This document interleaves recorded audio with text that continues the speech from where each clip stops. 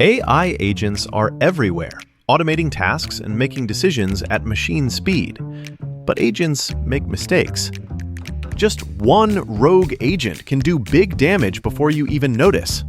Rubrik Agent Cloud is the only platform that helps you monitor agents, set guardrails, and rewind mistakes, so you can unleash agents, not risk. Accelerate your AI transformation at Rubrik.com. That's RUBRIK.com. Oh. Next week, and so is Cass and Manorville from our area. They're in the Prep Bowl next week. Congratulations to those two teams, Royal. It was fun to call that Goodhue game last night. I was absolutely just mesmerized by the calling. Oh, yeah. Right there. Yeah, mesmerized. The announcing, was fantastic. Who was that guy?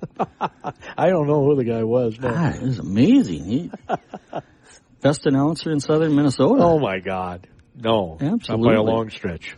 Absolutely. Well, welcome, Gordy. Welcome. But it was a couple exciting plays, don't you think? Oh, absolutely. Yes. Yeah. Yep. Nothing better than that was a phenomenal catch. Nothing better than this time of season with the high school playoffs. Should be on ESPN's highlight reel. Yep.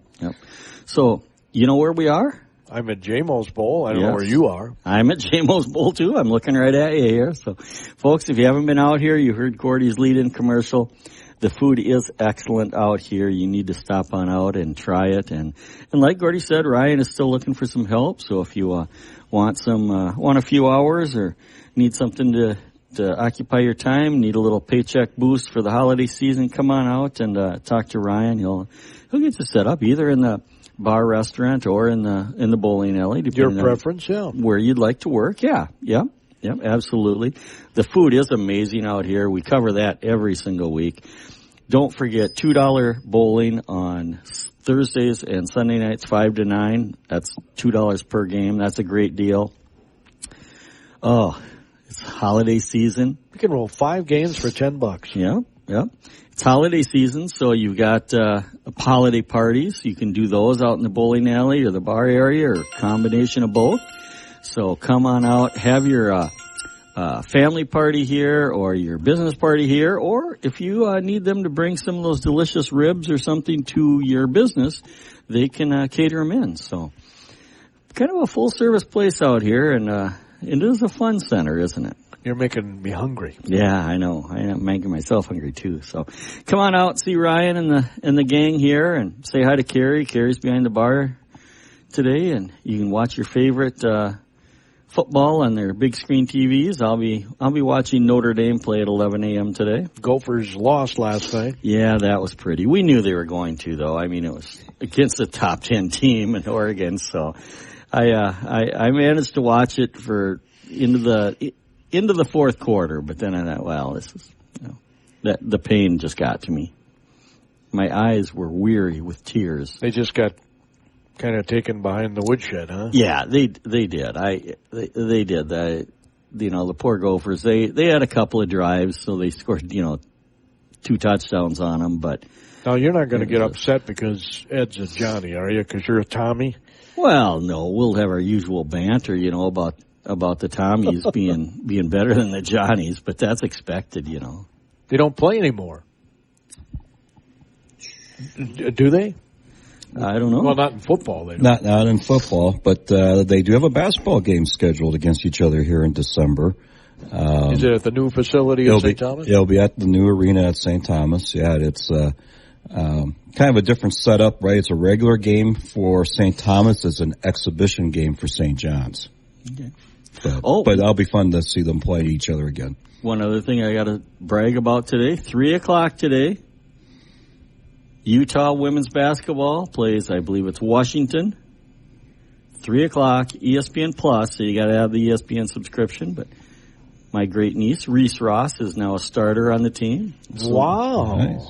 Yeah. So I'm going to be watching that and probably wearing her jersey and cheering her on. Cool. Yeah, I have a jersey. This is in what sport again? Basketball, women's basketball. So. Well, that's very cool. So you've seen this new facility at St. Thomas, Ed? I have not seen it, other than what I've seen on TV. Okay, well, I haven't seen it at all. Haven't stepped inside yet, but it sounds like it's pretty nice arena. So, that's part of being D1. You got to have the facilities. Yeah, so. Johnny's will be on KDHL today because they host St. Olaf in the regular season finale. Roy and Mark will get underway about 11:40, a noon kickoff. Noon kickoff, that's a little bit different. All but one game this week is noon, and the league talked last year about making all their games noon kickoffs this year because it gave the SIDs more time to get to other sporting events going on in their campuses. I can see that. You got soccer and lacrosse and all this other stuff. Yep. It's hard to man them all. And I think I can consider this a local team. My wife teaches high school in Waseca. That's right. They're playing in the playoffs today. They're playing, I believe, at 2 o'clock today, playoffs. So they're at the state tournament, or at least in that realm. So I'll be cheering for them. I can consider them a local team, can I?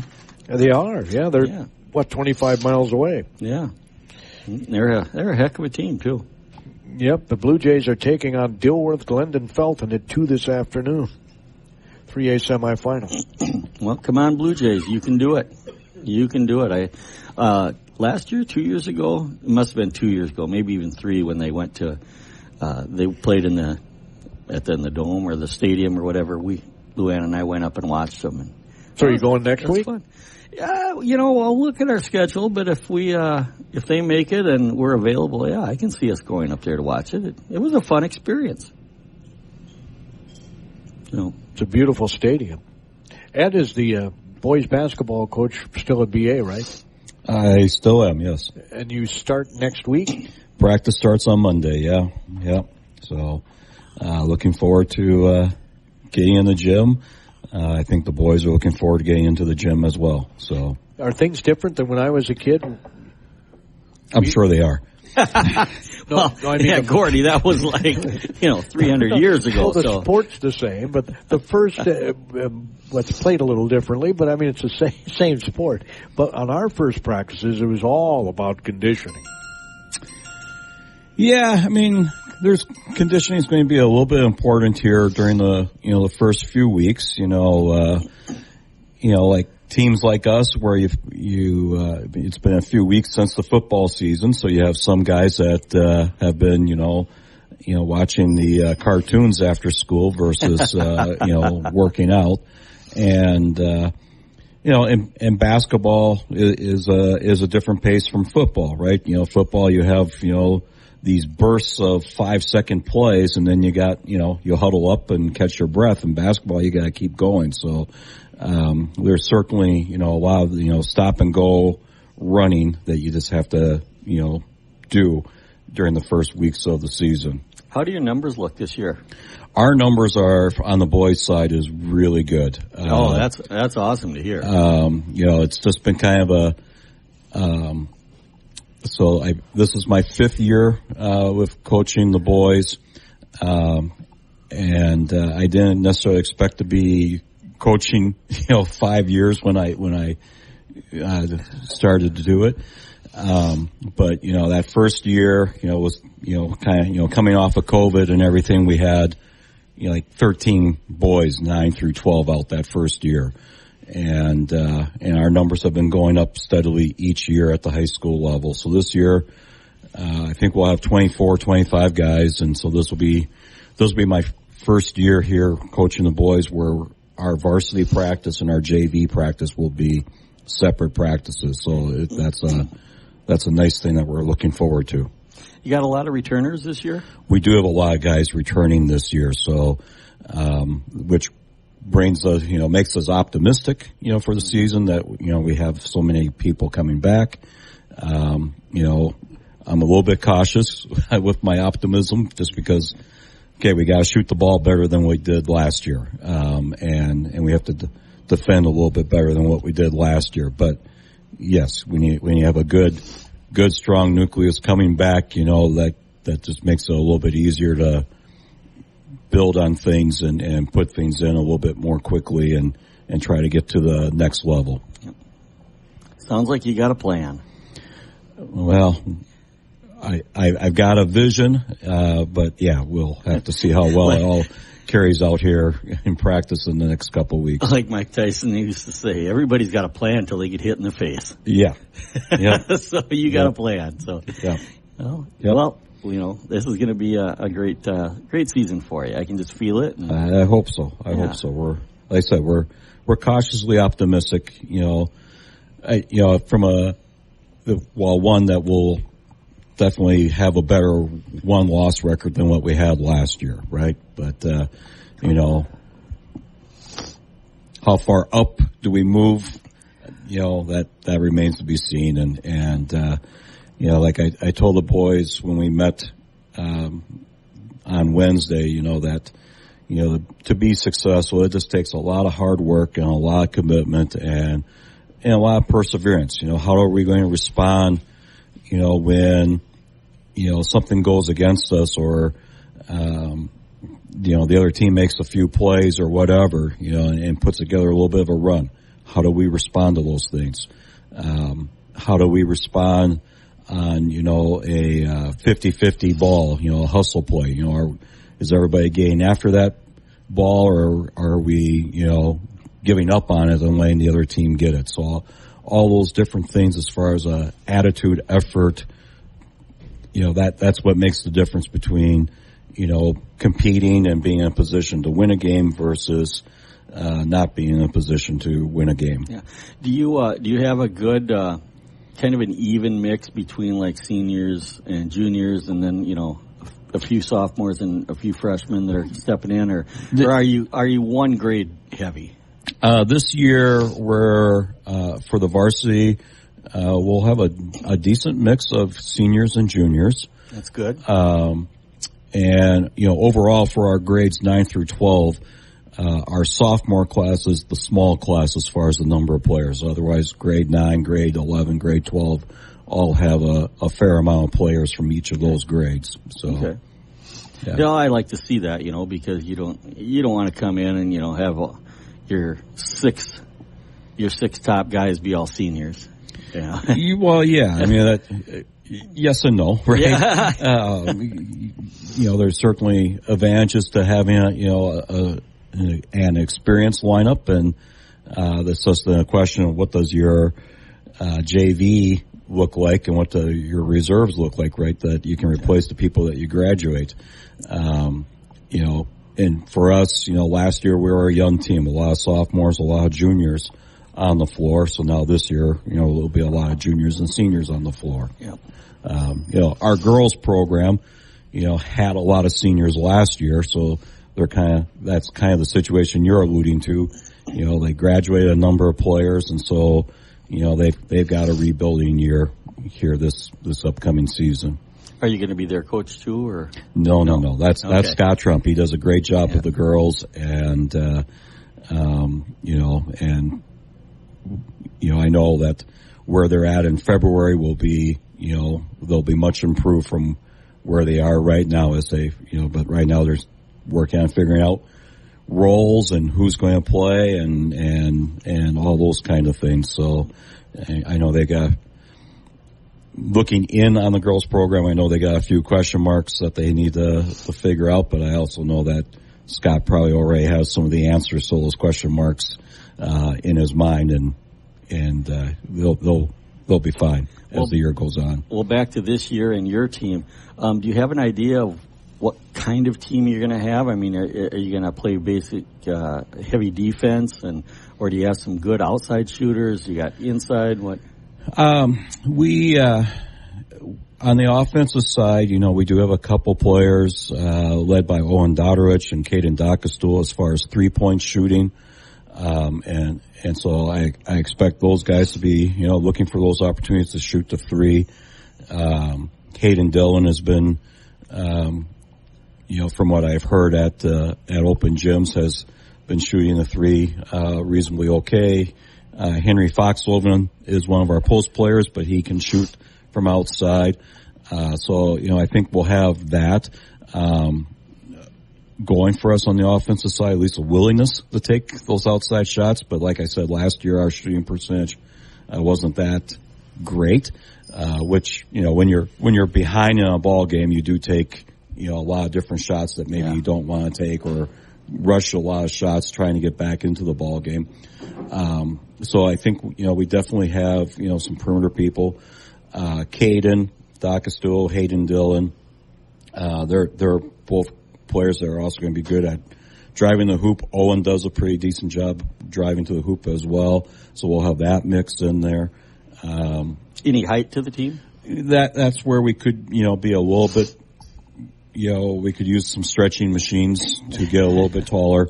We got a few guys that are right around, the 6'1", 6'2" mark, but, we don't have any 6'5", 6'6", 6'8". Yeah, we don't have anything like that. Yeah.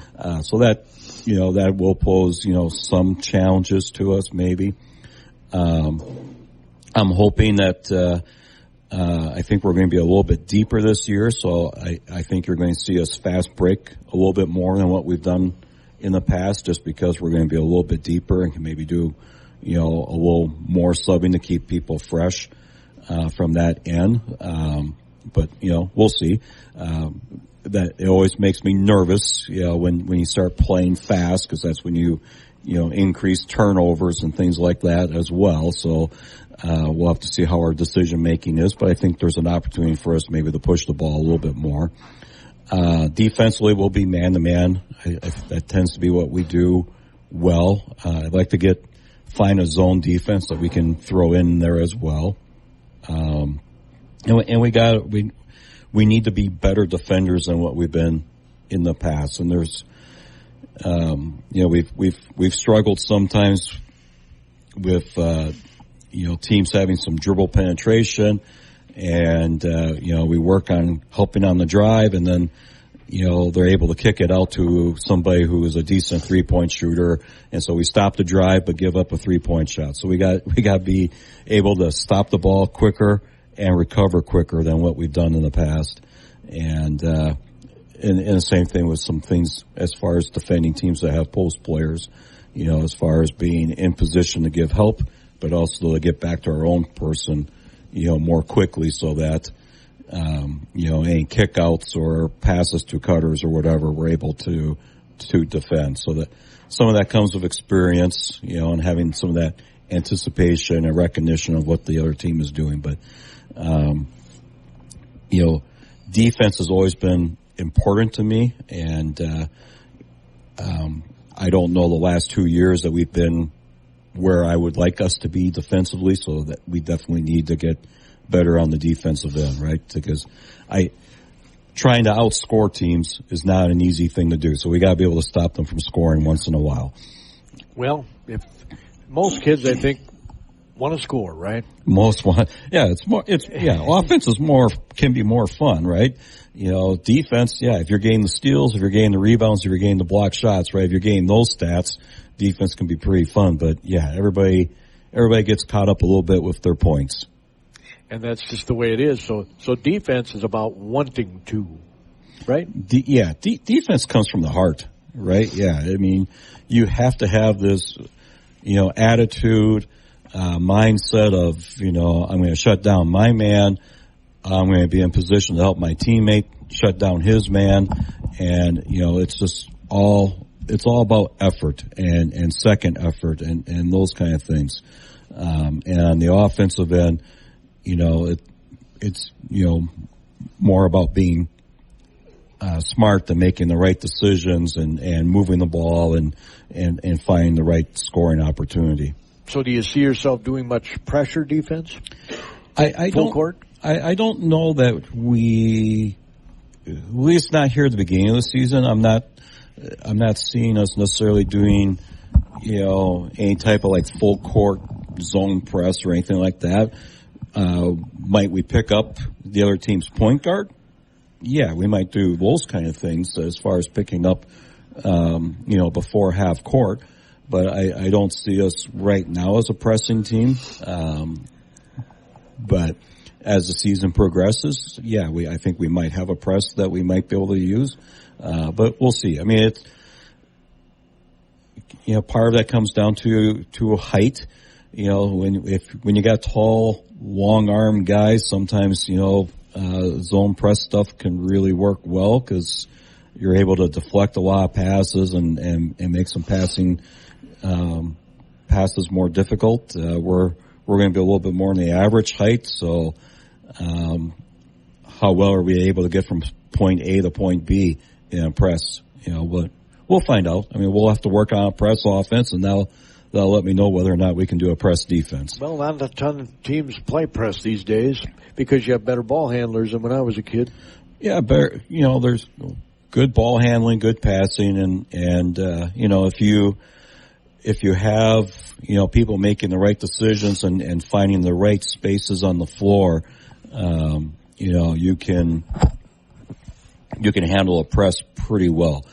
A lot of times, there's a lot of teams, they press because they have a lot of really good athletes, and they might be, from a basketball skill standpoint, they might be more of an average team, as far as their jump shooting and so on, but by pressing, they're able to, really build on their athletic ability, get some steals, and get some fast break layups. See, in a new and breaking twist to our little show here, we have a social media question that has come in live. Wow.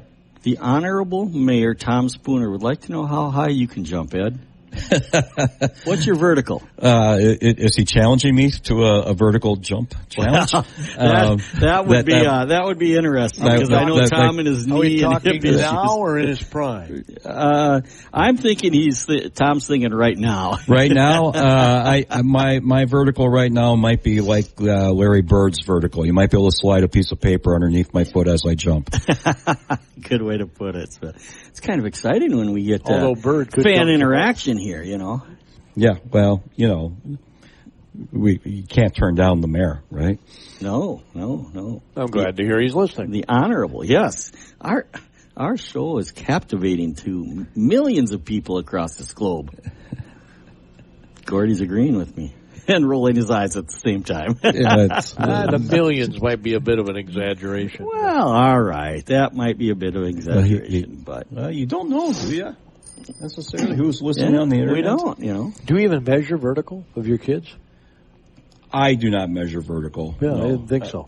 But we do have kids who, who are aware of their vertical, especially our kids who are working out in the weight room. So some of them, just because of, squatting and so on, they have, some pretty good verticals. And of course their goal is to be able to dunk, right? Sure. So they're very aware of what their vertical is. Now, when I was a kid, I couldn't dunk anyway, but when I was a kid, you couldn't dunk in a game, period. Oh, really? It was against the rules? Yep. Yeah. Well, that one, like even I said, Randy Brewer, who was a 7-footer, could not dunk. Well, but like I said, earlier in the show today, when you were in high school, sports was a long, long time ago. It was over a half century ago, Yeah, even at the professional level, right? The NBA, you could not dunk. Really? It was the old ABA that started dunking in games. They started the 3-point shot too. Yes, they did. Yep. And then when the leagues merged, right, that's when that stuff came into the NBA as well. We had no 3-point shot when I was a kid either. No. That's fairly new to the game. Yep. About the only thing I could do. Yep. Yeah, and the 3-point shot now has really changed the game. Yes, it has. Yeah. Yes, it has. Both on the offensive and defensive ends of the floor. Yes. Yeah. Yeah. They said, defensively, there are things that have been challenges for us, because of 3-point shooters, right? You have, dribble drive penetration and you draw help defense, and if you're able to kick it out to somebody who can shoot the three, it's just, it's a big impact basket kind of deal. So, being able to defend the drive and get back to shooters, that's a tough challenge for a number of teams. Trying to think of what the conference has. Triton will be good again. Of course, Pierce Peterson is an incredible point guard. Yeah, incredible athlete. If I remember correctly, he was the conference player of the year last year. Should be. And Triton should be, a pretty solid team behind Pierce. And after that on the east side, I was trying to think about what everybody has back, Blooming Prairie, Kenyon, Randolph are all going to be, I think have a number of players back and we'll have some pretty good competitive ball games. And, both us and Hayfield will be improved from last year. So the east side, I think will be, there should be some good competition there. And I don't really remember the west side very well. Janesville, was the champion on the west side last year. I think they return a good nucleus. Waterville has some decent players back. And then, we played USC, early in the season last year, so I'm trying to remember what they had for players and New Richland as well. I think, rounds out that west side. So it'll be interesting. I mean, every night will be a good, tough ball game, I think, in the conference. When's your first game? We start early this year. We play the earliest that you can play a boys game this year, which is the Wednesday night before Thanksgiving. Game that we added here, in the fall against, what was formerly known as Rochester, STEM School, but they're going by the name Rochester, Math and Science Academy. So that's a home game for us on the Wednesday night before Thanksgiving. Spencer Ellerbush, one of our alums, works at Rochester Math and Science Academy. He's, assistant basketball coach and doing some athletic administration. So, it's going to be fun to have Spencer in the gym and go against their team. Just think, Royal, at halftime of that game, they're going to have a math problem to solve. Yeah, really. We're almost out of time, so I got to get in a quick question here now. We had the ribbon cutting at the new park this Thursday. Viaduct Park, yep. Ed, did you come down for it?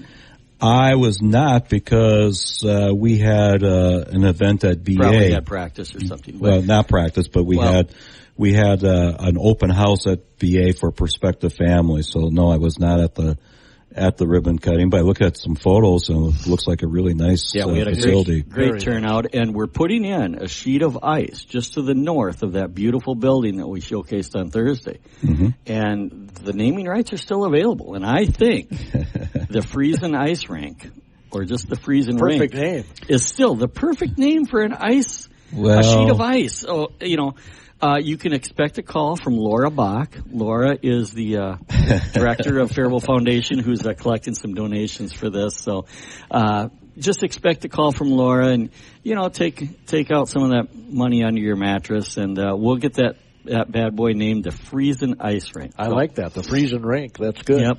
Well, I am Royal Ross with Trek Properties, and we are out at JMO's. But Trek Properties, located in beautiful downtown Faribault, full-service real estate firm specializing in property management, association management, commercial management, space management. The Southern Lowe's early Black Friday deals are going fast. Don't miss up to 50% off select major appliances. Plus, up to an extra 25% off when you bundle select major appliances. And with Christmas around the corner, you're going to need more string lights, right? Save $4 on GE LED 100-count string lights, now just $5.98. Lowe's, we help, you save. Valid through 12/3. Selection varies by location. Select locations only. While supplies last. See Lowe's.com for more details.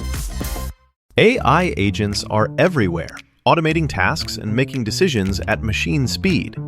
But agents make mistakes. Just one rogue agent can do big damage before you even notice. Rubrik Agent Cloud is the only platform that helps you monitor agents, set guardrails, and rewind mistakes, so you can unleash agents, not risk. Accelerate your AI transformation at Rubrik.com. That's RUBRIK.com.